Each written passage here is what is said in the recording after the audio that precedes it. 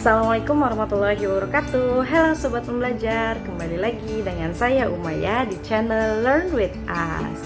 Ya teman-teman semua, jadi di video ini adalah video terakhir nih. Kita udah capai di penghujung episode tentang analisa keuangan dari suatu perusahaan.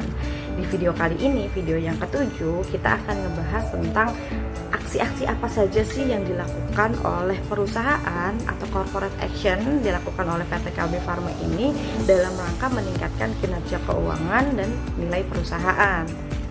Di episode sebelumnya kita udah sedikit ngebahas tentang salah satu corporate action yang dilakukan oleh PT Kalbe Farma, yaitu tentang buyback.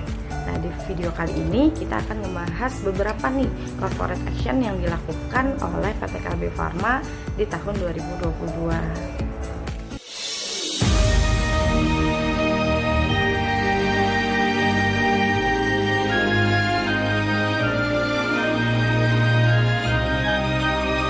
Kalbe believes everyone has the right to a better life. A better life begins with healthy living.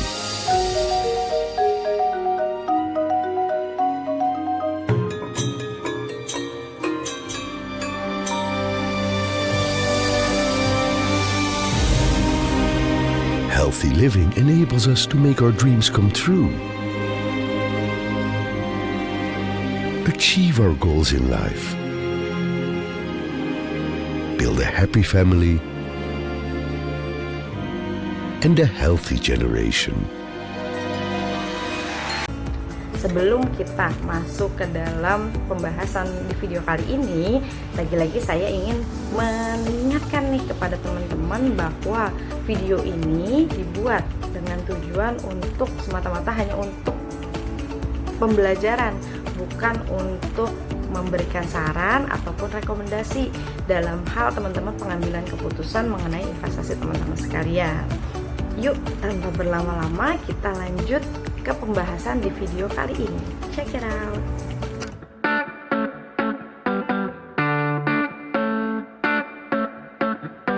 Prospek saham PT Kalbe Farma Tbk diakini cukup cerah karena ditopang kenaikan pendapatan pasca mengakuisisi Aventis Pharma atau Sanofi Indonesia.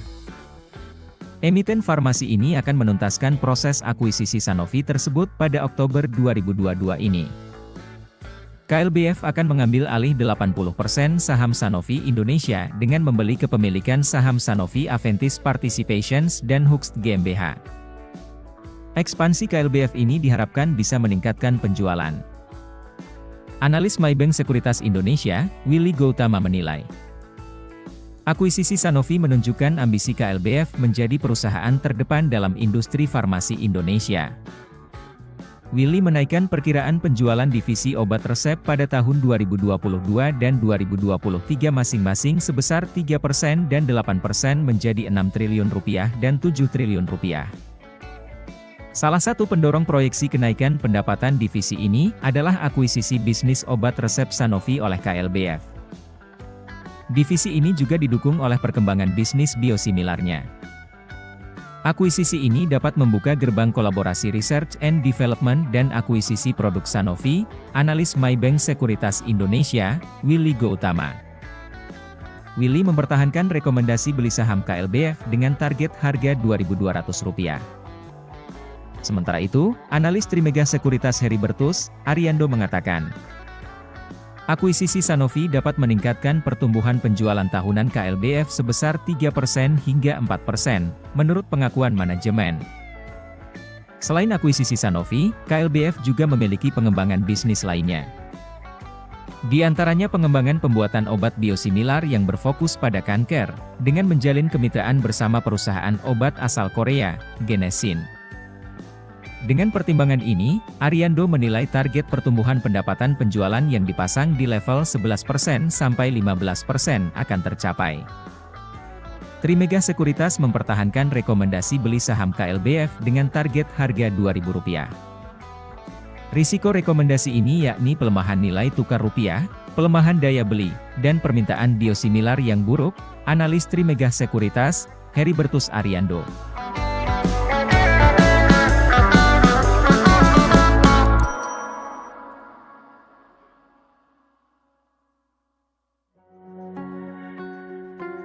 Prospek PT Kalbe Farma Tbk tetap bersinar meski pandemi mulai mereda.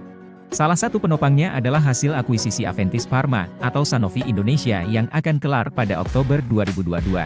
Hasil akuisisi Sanofi diperkirakan bisa mengerek penjualan Kalbe Farma 3% hingga 4% per tahun. Akuisisi Sanofi Indonesia akan membuat Kalbe Farma lebih fokus ke produk biologis dan terapeutik, sebab Sanofi memiliki fasilitas produksi untuk vaksin, obat diabetes, obat onkologi, dan obat resep lainnya. Tidak hanya segmen farmasi, kinerja Kalbe juga akan ditopang penjualan segmen nutrisi. Ini memperhitungkan transformasi bisnis Kalbe dari bisnis susu bubuk dengan pertumbuhan rendah menjadi susu UHT dengan kenaikan kinerja lebih tinggi. Peluncuran produk susu UHT akan memperkuat posisi Kalbe di lini general trade. Masalahnya, inflasi dan pelemahan rupiah akan menjadi penghambat kinerja Kalbe. Namun, Kalbe Farma telah menaikkan harga untuk segmen produk tertentu sebesar 5% demi meredam dampak inflasi. Untuk mengurangi dampak ketidakpastian global, Kalbe akan membangun trading hub di Cina untuk mengamankan bahan baku. Maklum, impor dari Cina berkontribusi 60% terhadap produk generik Kalbe. Di semester kedua, Kalbe juga akan kembali menyesuaikan harga jual rata-rata alias average selling price sebesar 3% sampai 5%. Untuk itu, analis Trimega Sekuritas Heribertus Ariando memberi rekomendasi beli dengan target harga saham Rp2.000 per saham. Robertus Yanuar Hardi, Kepala Hanan Putih Rai Sekuritas juga menyarankan beli saham Kalbe dengan target harga Rp2.000. Sementara itu, analis Maybank Sekuritas Indonesia Willy Gautama, memberi rekomendasi beli dengan target harga Rp2.200.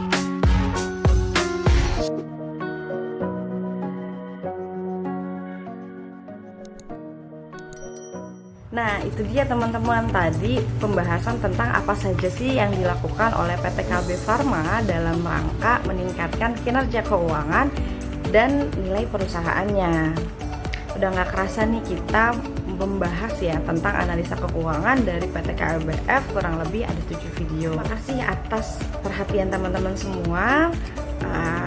Menyimak ya dari awal episode hingga hari ini. Saya mohon izin jika ada perkataan ataupun selama diskusi video ini kurang berkenan untuk teman-teman semua. Sampai berjumpa di episode dan pembahasan-pembahasan selanjutnya di channel Learn With Us. Assalamualaikum warahmatullahi wabarakatuh. Bye bye.